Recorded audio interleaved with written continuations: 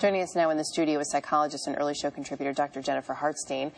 Good morning. Good morning. You watch this video and it kills you in one respect to see this girl and to know everything she's gone through, but how courageous she is to post this. Yes. The fact that she didn't use any words.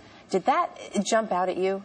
It's really, I think, more powerful that she didn't use any words. And I would imagine easier on one hand. She has it scripted so beautifully in all of these placards that if she spoke, who knows if the emotional component to the whole thing would have taken over and she would have cried or gotten made fun of more because her voice cracked or she lost track of what she wanted to say. So this way, she's letting the words do the talking instead of herself, which I think is really powerful and adds to the bravery.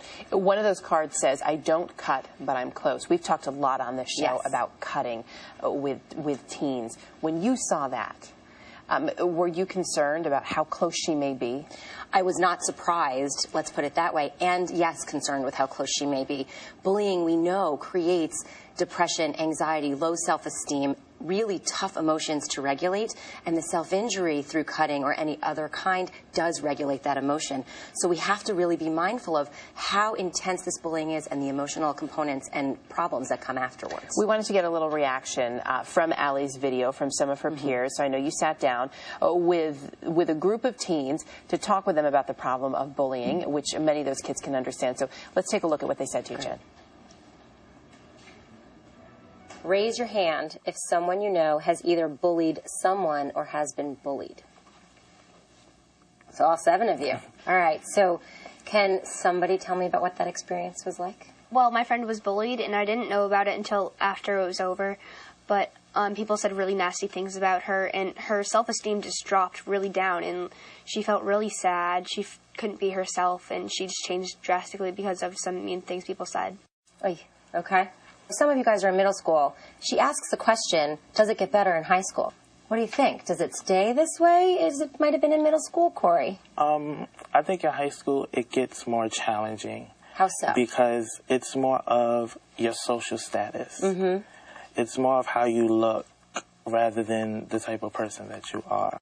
What about asking adults for help? You have to go for help if you're getting hurt, even if you just feel kind of sad afterwards. You don't necessarily know why, you just have to go for help. How big of a problem do you think this is? It's a huge problem because bullying is all over America, all over the world, really, if you think about it. So it's going to be a hard thing to stop.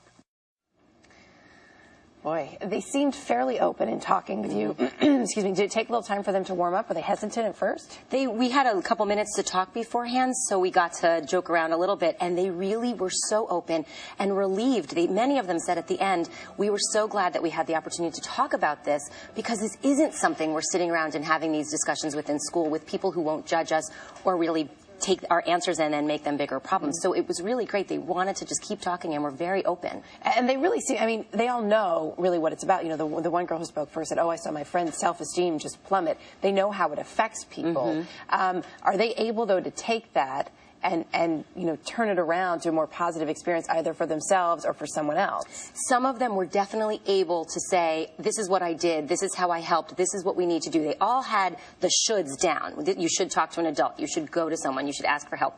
But they don't have enough of the skills. We're missing providing skills somehow to these kids on how to really make this happen. Just going to an adult isn't enough. What else can they do to protect themselves if they're getting bullied, if they're feeling like they want to bully someone?